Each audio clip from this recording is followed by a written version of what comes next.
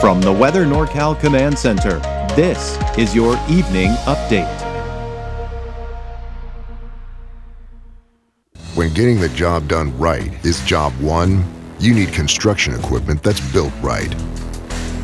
With durable Kubota engines, more comfort, and the versatility to do it all. You need the Kubota construction lineup. Right now, bring home the new U48.5 excavator for 0 down, 0% APR for up to 36 months or save up to $2,300. Tractors, RTV, construction equipment. You do it all, we do it local.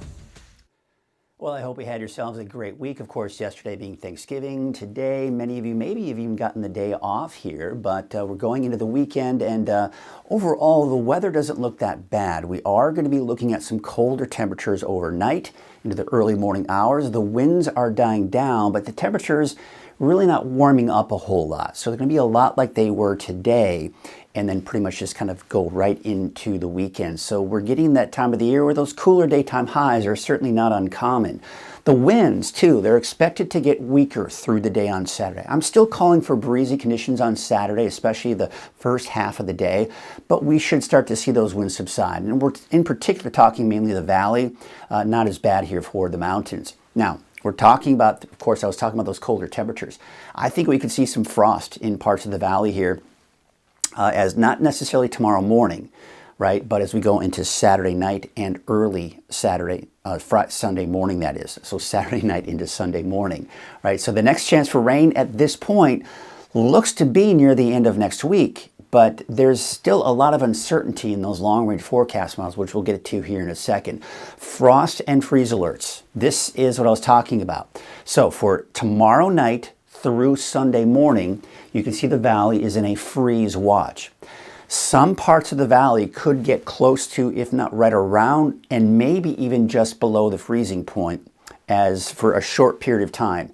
This is not going to be a long, hard freeze where we're going to see a lot of pipes bursting or anything of that nature. However, it's going to be cold enough where there's going to be at least frost. That could damage some crops. We need to do what we can to protect those.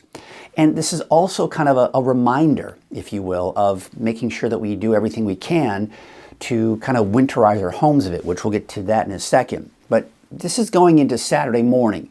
You can see it's already starting to get pretty chilly. Now, the overnight lows tonight into tomorrow morning really will depend on what those winds are doing here, and in particular as we take you into the valley. So you've got down to about 38 degrees at 6 a.m. in the valley. That's because the winds maybe still be blowing a little bit, but boy, you head in those mountains, we're talking those temperatures dropping down to the teens and low 20s. So as I mentioned, as we start getting these colder nights, and even with that freeze watch for the valley, it's a good idea to start thinking about protecting those outdoor exposed pipes. Maybe go to your local hardware store, get some of that insulation to wrap around the pipes, take some towels, do whatever you can to prevent those pipes from freezing. Okay, and then we, of course, need to think about those outdoor plants. If you can't bring them inside, maybe cover them up. And don't forget about the other two important P's, which is, of course, the pets and people, loved ones, making sure that they are staying warm in these cold overnight lows. Wind speeds. Now, we go through tomorrow. You'll notice even as we go into noon tomorrow, the winds aren't as bad. I still think through the morning hours on Saturday, we could still be looking at some breezy conditions out there. Again, just not as bad as it has been. And then there you can see as we go into Saturday night into Sunday, winds are much, much calmer. But again, that's also going to set the stage for those colder temperatures Sunday morning in the valley. Taking a look at Futurecast, and I got to tell you, this forecast model that we're looking at here, it's called the GFS, it's the American Forecast Model. Boy, it's backing off again on the potential for rain. Thursday, 5 p.m., still dry, right? And look at this, as the storm comes through, it actually dives down to the south and doesn't really bring us much for Friday, next Friday that is, into that next weekend. But again, I've been mentioning this here the last 24 hours or so, is that the European forecast model is actually bringing rain as early as next Wednesday and keeping the chance for rain for that next Thursday, next Friday, into that weekend as well. So we'll have to watch this closely. For now, I'm going to start the chance for rain on Thursday and maybe even keep that chance for rain going into Friday and that next weekend as well. All right, so here are your high temperatures looking at your travel forecast. Maybe you have some family or loved ones heading back home. This fog that you're seeing here is mainly going to be in the morning hours, but I do expect the things to clear out, but it's just getting downright cold as you head off to the north and east. And then, of course, as we take you into your Sunday, maybe that last day before they're heading back home, should be looking at dry conditions. That's really the bottom line, just making sure that your family and loved ones have dry roads as they're heading back home from a turkey weekend with you. All right, take a look at your travel forecast heading southward on Saturday. Could see some fog in Bakersfield in the morning, but that should clear out. Should be looking at sunny skies. So really good travel conditions as far as the weather is concerned. I can't really necessarily say anything about, of course, the traffic. As you remember, on I believe it was Wednesday on the Grapevine in Southern California, there was an accident there, and it created a backup of traffic for hours. I know we had someone visiting us from Southern California, and they actually had to deal with that, and it was no fun. It delayed their trip and got them here Thanksgiving morning as opposed to the day before Thanksgiving. So just, again, I can talk to you about the weather, but obviously the conditions of the roads and if there's any car accidents, that's obviously something that's unpredictable. Beach hazard statement, we kind of switch gears, talk about what we've got going on here for the coast here, and we've got that risk for sneaker waves this evening through Saturday evening. Now, if you don't live along the coast and don't know what a sneaker wave means, just know that if you're heading out to the beach this weekend, in particular Saturday, you don't want to turn your back to the ocean. We can get these big rushes of water that come out to the shore, and they can take you by surprise. And water can very easily kind of sweep you off your feet, and next thing you know, you're being dragged into the water. So just be careful of that, especially if you're going to go rock hopping on the edge of the ocean here or on the shore. It can be a very dangerous situation. It's just something you need to be aware of.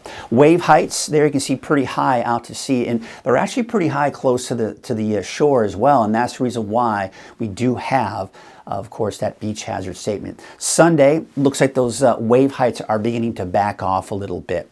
So we look at looking at your marine forecast here. Here you can see those winds about north at about 5 to 10 knots, and no alerts, at least for the immediate shore. We're talking small craft advisories, but again, keep in mind on Saturday, we do have that beach hazard statement I was just talking about. Tonight, all right, here it is, those temperatures overnight. Now, obviously, coldest temperatures as we typically see are going to be in the eastern mountains, upper teens, low 20s.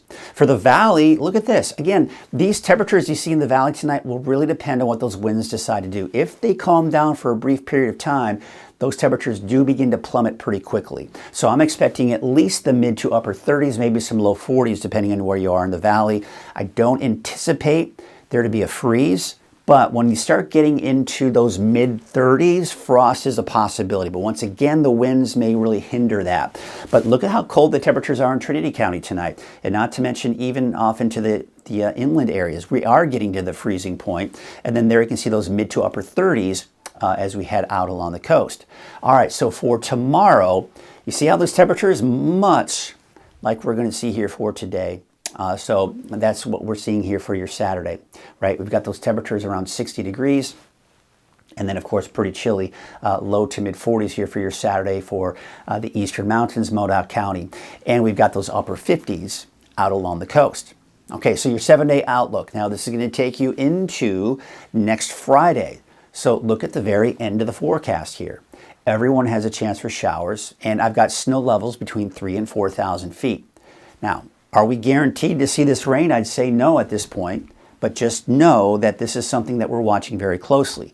Be sure to watch meteorologist Brian Wilson over the weekend. He'll have the latest on the latest forecast model data coming in and give you an idea what you can expect as we get towards the end of next week. As it stands right now, that's what I'm calling for, is a chance at least for showers as early as next Thursday and going into next Friday as well. But the temperatures, you'll notice at least through Tuesday, staying in the low 60s, but we are going to see a dip in those temperatures by Wednesday, Thursday, and Friday.